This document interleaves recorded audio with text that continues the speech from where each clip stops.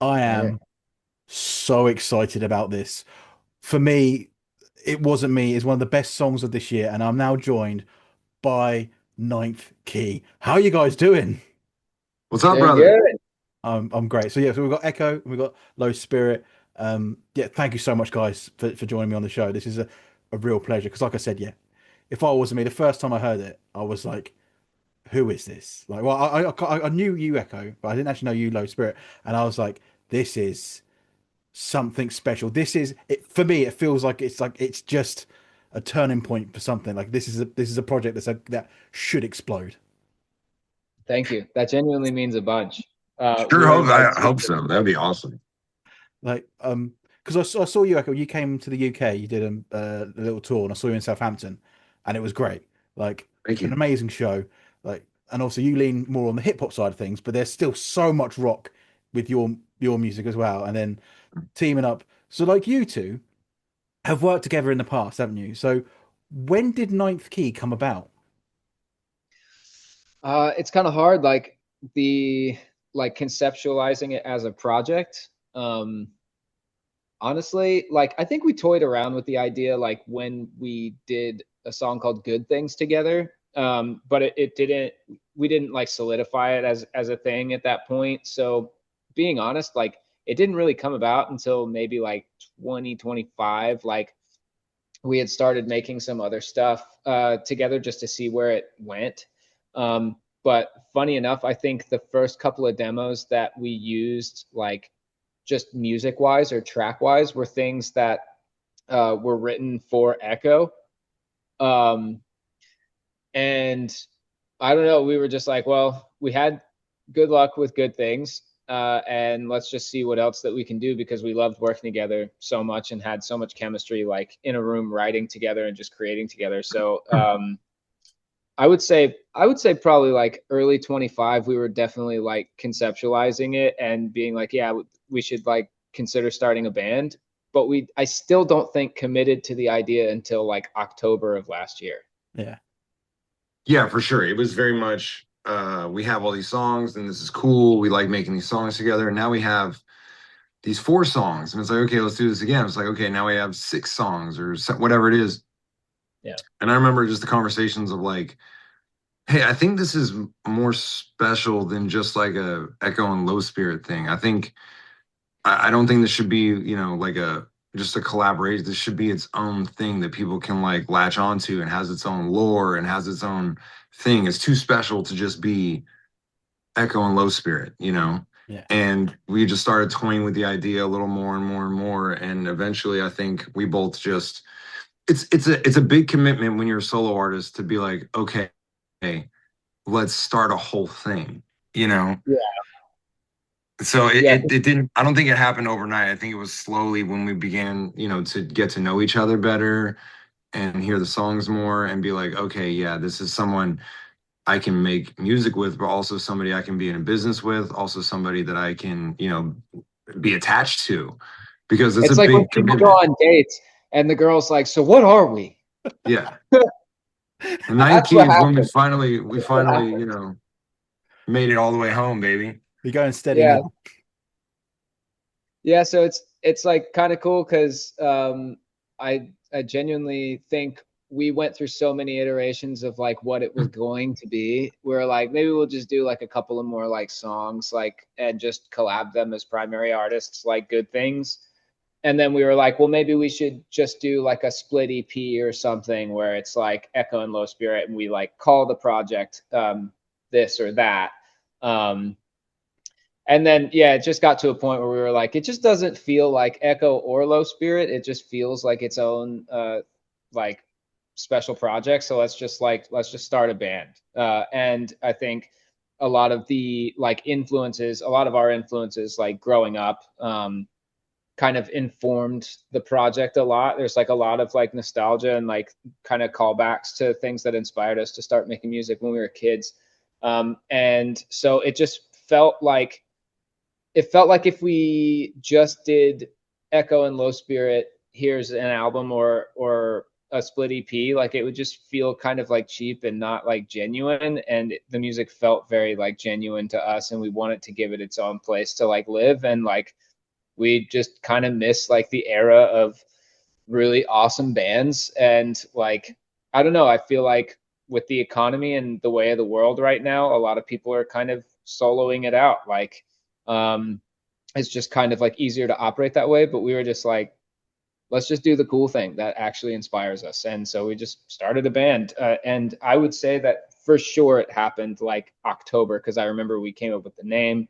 We sat down for 2 weeks and like put a bunch of demos we had written like under the microscope and actually like put the work into producing them. So yeah, I would say October 25. So not even a year old, but like it's such an exciting project because at its core, it's new metal. It's this. There's a bit of a like a resurgence of new metal at the moment. There's quite a few bands that are coming around, and I'm very much here for it because I grew up. I was like, I think I was about 12 when Hybrid Theory came out, and that album kind of changed so much for me. Because before then, I was listening to like Blink and Green Day, but then Hybrid Theory came out, and it kind of opened up those doors to that heavier music, and also that combination with rap as well. Because I loved Eminem at the time and things. So like yeah, there is a real vibe of new metal. I know for you guys, that's a real core as well, isn't it? I'd say so. Echo, do you want to chime in? Yeah, I mean, I tell like there's very few things in my life I remember my first of. I remember the first time I heard Linkin Park. I remember exactly where I was. I was at the Goodwill in my mom's car, and they came on the radio, and I was like, "What is this?" And it's also the first time I remember buying a record and listening to something and being like, "Okay, this is like really understanding a band." I think after that, like Papa Roach was the next one, and really falling in love with that. And then, the Slipknot album that came out and all that, and then Limp Bizkit, and then falling more even into like rap and all that. So everything, my entire DNA is kind of informed by just the counterculture more so of that time and where it was at. And I think I've always kind of gravitated to counterculture. And I think we're at a point right now where it has become that again. And I think that's what's so exciting about it. And I think that's what draws both of us to it in a big way is like, the sound, but also the look, the feel, the way things were at that time as well. Because I also think, because obviously I kind of just broadly said new metal, but like there is a new edge to it because there's I think a more emotional side and especially lyrically as well with you guys, especially that's kind of just taking it just that little step further and then giving it that little growth, which I think why I find it so exciting because it's nostalgic to me, but also really new, and that's not something I've had from an artist that I can actually remember. I think I would have to be going back to the days when I first heard Linkin Park, Radiohead, people like that, people that really kind of like just changed my mind the way I saw music. That's kind of how I'm feeling right now with Ninth Key. I think that's really dope because it makes a lot of sense to me. A lot of the music that we were making for this project was very informed by like things that we loved when we were growing up that sort of influenced us to get into music in the first place. But it was like, I don't think we could shake the lens of like the way that we, I guess, go about music now as writers and as adults, like that came from, like pretty tenured like solo projects. So it's like if the mission was to make things that felt like our younger years and like our childhood, I think the modern twist is just like who we are as artists and writers now. Yeah. So it's kind of, I don't know, even if we tried to make something that we felt like was true to that like sort of like dated sound, I think it would still feel like now for some odd reason. So Yeah, I a don't lot of know. it's like It's a cool project. making. Oh, go ahead, Josh. Sorry. No, I'm done. I'm good. I just think a lot of it was just us making Echo and Low Spirit song, and then a lot of times filtering it through different lenses. Yeah. Whether and people haven't heard the whole record yet. There's some different vibes on there too. There's some that are like uh more alternative influence. There's some that are more new age, you know, like heavy rap influence. There's a lot of different, you know, vibes that happen on this record, and a lot of it is just filtered through different lenses of the things that we grew up listening to, that then goes through another lens of what we're listening to right now. And so it kind of just makes its way. It's like a human centipede. It's that evolution, though, isn't it? It's that evolution of it's gone through different stages, and this is where we're at. Yeah. So, like, obviously, both of you are solo artists in your own right. So, how easy? Because obviously, you worked before, did a couple of collabs and things like that. But how easy is it actually to sit down together and completely change your writing style to work with someone else in the way that you two are now working together? We So haven't much had easier. to. We haven't had to. That's the cool part, is that like I feel like I haven't changed my writing style, and I don't think he changed his. I just think like we're both mindful of like each other's thing, and each other's thing is what excites us. So we're like, he pushes me, he's like, do the thing, you know what I mean, like do the Low Spirit thing that he likes, and I kind of like push him to like do like different like cadences or flows that like maybe he wouldn't normally approach like the Ekoh stuff with. But it's like exciting to kind of like um almost use the other's like thing or like respective talent, I suppose, as like an instrument, and be like, what if we use it like this, or what if we use it like this? I don't know. It's like it's just kind of cool. I feel like we haven't had to like really change each other or who we are. It just sort of somehow works, like when you put it in a room. But it's incredibly easy to write music together, which is so nice. Yeah, I mean, if anything, it's much easier for me, especially, you know, when you're a solo artist, you will question every note, every word over and over and over, and it's, you know, you're really the, you know, judge, jury, and executioner when it really comes down to it. But it's nice being in a room, especially with somebody you trust and you trust their taste. Not even other than that, it's really to me just judging, like really trusting somebody's taste, and I'm like, I know what Josh likes and I know it's cool. So if he says this is good, I'm going to trust that it's good. Even if my ear's not picking up on it, I can trust that, like, I might not be like, but it takes some of the questioning out and it helps to make decisions, which a lot of times in the room, the hardest thing is making a decision and sticking with it. Yeah, that's fair. You make me feel like the professional tastemaker, dude. I'm like the Rick Rubin in the room. I'm serious, except you actually know how to play instruments. That's true.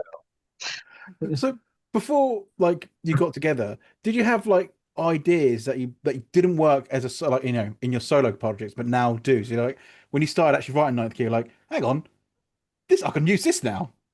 Yes. Yes, there's actually one song in particular on the album. I had written this chorus and I knew it was good. I wrote it like 2.5 years ago. And the cool thing is like when I was writing it, I was like, I love this so much. I have no idea what to do with it. And I didn't want to give it away to anybody. And every time I tried to write verses or like finish out the song, it just never worked. And then when we got together, I was like, what do you think about this chorus? And he's like, I think it's dope. Let's use it. And then we got in a room, brought in a friend, and then finished out the whole song, and ended up like writing verses to it. And the whole thing was like, yes, this is awesome. And now in the end, it's like one of my favorite songs on the record. And it's the first time he got me to rap on a song ever, which was crazy for me. It's so sick. It's so sick. So, but yeah, no, that's actually a really good question, because that literally happened. Yeah, and there's another song on the album that I wrote as an acoustic song that I was just like messing around with. And I just like had this hook and I posted it on a story, just a demo that I'd made. And Josh was like, this should be a Ninth Key song acoustically. And in my head, I was like, I know, but it needs, like, I'm imagining Josh, big rock vocal, Josh fucking, my bad. I don't know if I can say fuck. That's fine. But I'm like, Josh's voice here, like, this is it. Like, it has to be a big one. And I think that's one of my favorite songs on the record now, is the inception of some random demo that I made for myself that ended up becoming like insane. I love this. Yeah, I like heard it on his story and I was like, this needs to be a Ninth Key song. Like immediately was like, what are you doing with this? So it's like, yeah, it's super cool how it's just like, I genuinely have a philosophy, as do like many other songwriters, where like I feel like ideas are just sort of like passed down to us. I don't know. It kind of feels like they fall into our lap sometimes, and often sometimes there's no context and there's no verses. It doesn't get done. It's just this idea, and you feel so strongly about this little piece of something, but you can't quite figure out where it goes. And it was so cool to see that it was like, oh, it just belonged here the whole time. You know, we just couldn't see it at the time of Yeah. inception. And I don't know, it's like part of the magic of music and the magic of this project for sure. Yeah, it just seems really genuine. The whole thing just seems, and the way you've been describing it together, like the fact that you just kind of worked, like there was no forcing. And I think Yeah. for me, genuine music always comes across. You can tell when something is being just made for the sake of making something. You know, it's just we're just churning them out. Whereas they're, you know, if it wasn't me, you know, happiness feels like they are just passionate songs. Like there's something incredibly special about it. So you've been mentioning an album. So how many tracks have you got for an album then?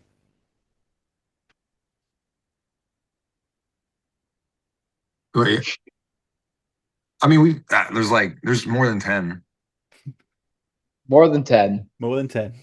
more than Less 10. than 20. It's more than 10, less than 20. That's a good range. I'll take that range. So working on an album of 10 to 20 songs.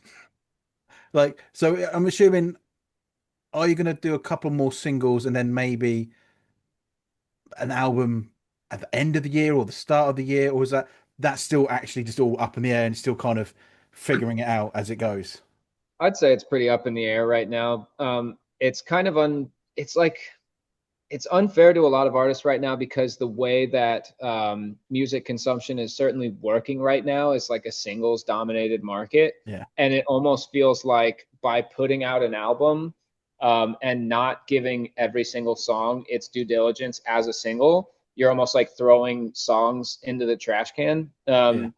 So it's like it's hard because we want everyone to focus on every single song. Obviously, every artist, probably feels a similar way.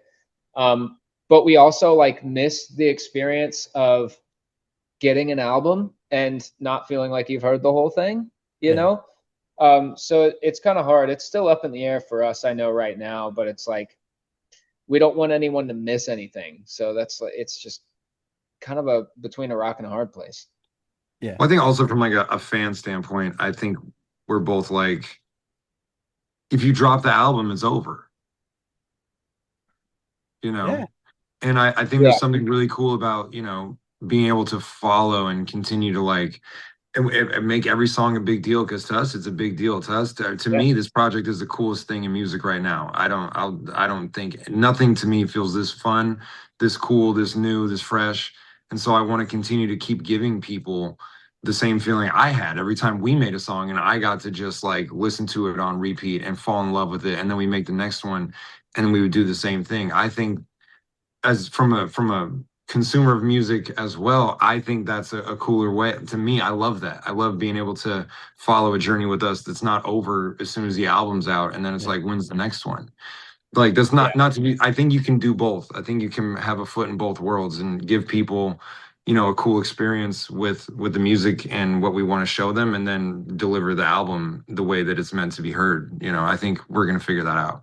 Yeah. I mean, I'm not jealous of you guys having to try and work that one out because, yeah, like you said, the way music is consumed now is just it's so throwaway, which really Yeah. upsets me because music to me isn't like I am very much still a physical album man. I've got like 900 downstairs. Like it's just it's a part of who I am. Like I just love it, and I love that when you do get an album, those couple of songs you've not heard, and they're like, oh, like, and then that suddenly becomes your favorite, and like it's. But yeah, now like, I know what you say. Yeah, you just get single, single, single, single, single, and then somebody just moves on to the next one, which is a bit disheartening sometimes when like you're just putting all this effort in, and then people just go, yeah, that's cool. The next week they're like, well, we want something new now. Like we're already bored. We're Yeah. already wanting something more. Yeah. Yeah. And I think it's also like due to like we have so much excess going on in music. I mean, there's like 200,000 songs coming out a day on Spotify. So yeah, it's like you're kind of competing with trying to stay on top of the pile, and the pile is huge, you know? So yeah, I don't know. I mean, trying to make an informed decision on that is like kind of difficult, like spiritually, but like logically, it's not very difficult, you know? Yeah. It's like, well, we should just do the singles thing, you know? Yeah. I think it's cool. I like building a trust with our fans to where they know, like, oh, Ninth Key's about to drop a song. I know it's going to be special. I know it's not going to be a throwaway. I know it's going to be as exciting and as big a deal as putting out an album. You know what I mean? I want you like waiting to hear a song, like knowing that, just trusting in us that we're going to put our best foot forward and give you the best that we've got, you know? And I think that's really sick. So have you had to put your like solo projects on hold for the moment and you're just focusing on this, or you kind of doing both at the same time? Well, he's on tour right now. Okay. With yeah. But I have, But yes. And like Low yeah, Spirit just played Warped Tour like a week ago. But these are like prior commitments we had before Ninth Key stuff really you know, we didn't know what was gonna happen. We didn't know if we were gonna put out a song and nobody was gonna care. Yeah. So, so you know, but that being said, now, yeah, the schedules have changed a bit for sure. Yeah. As they should. I mean, if this is number one for people right now, and I think it's incredibly special, and I think it deserves all my attention and time. yeah. Because in the States, you started getting some like decent radio spots and things like that as well, haven't you? With the couple of singles you've had so far. Yeah. Yeah, I think we just broke top 40 on rock radio. That's cool. That's with Happy Feels Like, the new single. That's got to be so It's cool. crazy. Like when you guys were starting out, were there certain things that you were like, I want to achieve that. Like I want to be on, you know, do this certain show, play this certain place, or have my song played on this certain place. Like have them. Oh, I'll chime in on that one. What's funny is that we actually wanted to place no expectations on this project, and that was like one of the objectives with like making this, was like not about what we could accomplish with it. If anything, the one thing that we wanted to accomplish was like doing things on our own terms, and our own way. And with social media, I think a lot of people were cornered into making content they didn't want to make to support their music. A lot of people were forced to like promote their things in a way that felt less artistic and less authentic to them. And so like a big thing that we just wanted to achieve with this project was putting out things the way that we wanted to, with the artwork we wanted to, the designs we wanted to, the types of videos we wanted to, the photos we wanted to. It was more about an artistic endeavor. And honestly, it just kind of took off in a way that we didn't really expect out of the gate, to be honest with you. We knew that like the music was special, we were really excited about it, but we couldn't have like guessed the public response. But now that we're here, I'm sure that we could tell you all kinds of things that we want to accomplish with it now. You know? Yeah. So yeah, because like because we didn't I think mean to. we're both kind of fortunate. I think that in our solo careers we're able to kind of check a lot of boxes, you know, and which is nice, because then you're not really bringing baggage into a new project of like, well, I always wanted to do this, you know. It's like stuff like that, you know, and it makes it, there's the things to me with this project that I have started to see that I want to see the most. Like honest to God, one of the things that's most important to me is like, I really love seeing Josh get his flowers for how good he is, because I feel like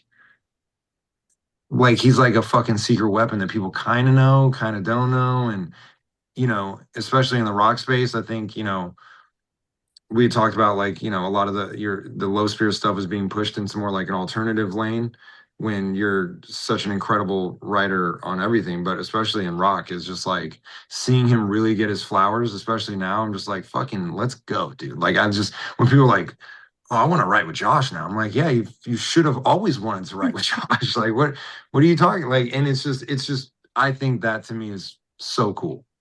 This is good friendship right here. Yeah. I'm loving this. This is great. It's just the whole, like I said before, the whole thing is just so genuine, and like, and I really love it. Like, but obviously, so I'm in the UK, so I'm a little bit, you know, like, how important is it to try and break an international market for you guys? Like, because I know also you did your tour, Echo, in the UK, and like I know touring is so expensive. Like, it's especially when you chuck in a different country, it becomes unfeasible. And when you're independent as well, like is coming over to the UK and other places like in Europe and things like that, is that on the hit list at some point, or is it at the moment the US is big enough you can keep going around the US and building an audience there and not as be as worried as if you were to come out here? I'll let you answer that one. We got some offers we're trying to make work. Ooh, okay, that's very exciting. I'm assuming maybe hopefully festivals would make more sense. Like I could do a festival run next summer. We got some offers we're trying to make work, dude.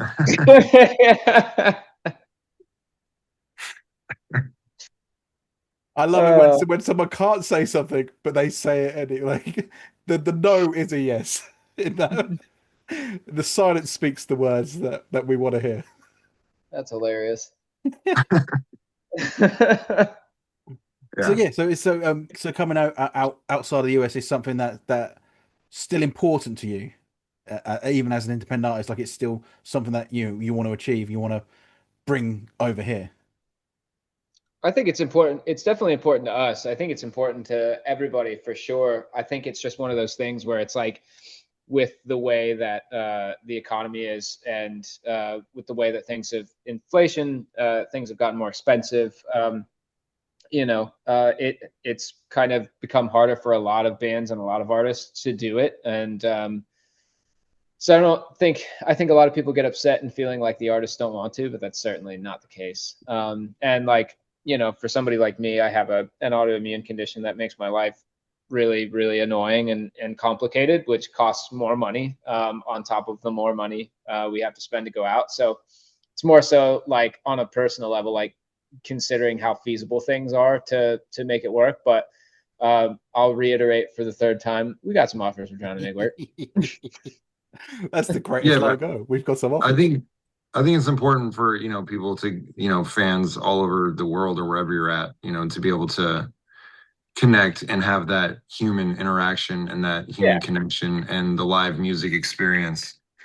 I think it's I think it's more important now than ever with everybody just stuck on their phones and stuck in social media to be able to get out and connect, and realize that we're a lot more alike than we are different. And, a lot of us feel the same. And you find that out when you go. Yeah, to spend more time in our shoes and in our bodies than in our heads and our phones, which is like a huge mission statement about this project as well. We want to kind of, swing the pendulum back in music culture to when things were inspiring and cool. And, music culture had really strong cornerstones. And we also want to swing the pendulum back the other way where like, people communicated with each other and there was community and like, less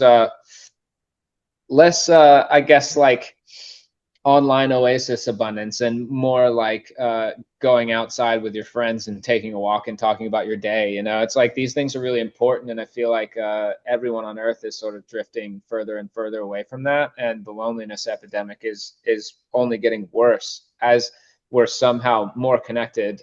We've never been further apart, and I think that like part of the mission statement of this band is to try and correct some of that as much as we can, like at least within our own respective like market and world. That's like within our power and our means to do, and like I think we both feel strongly about doing our part to serve people in that way. Yeah, I mean, the amount of people I've heard say about this, it's the most connected the world has ever been, yet it is the furthest apart. So much of it, there's so many divisions. There's massive divisions in the UK right now. I know there's massive divisions in the US. Like, it's horrible to see, and like the fact that you're in a position to even change just a small amount, and like you said, you're in your space, you can make that difference. It's incredible to see, and like you said, going to live shows does that. Like you end up bumping into people you never met, and like you make friends. So like for each of you, what's like one of the best live shows you've ever been to that really sticks in your mind? Like this was a performance that it just blew me away. I can go first and say that the first show that I've ever been to will probably remain like one of the most insane shows I've ever seen in my life. It was 2007. It was My Chemical Romance on the Black Parade tour, and Muse was the opener. So yeah, I discovered Muse. I was like 14, and that, I think honestly that informed like everything about my music life and my music career. Like after that was like that one single show, which was my first show ever I went to with like my older sister, and it was in an arena, and it was just like unbelievable, like so insanely awesome.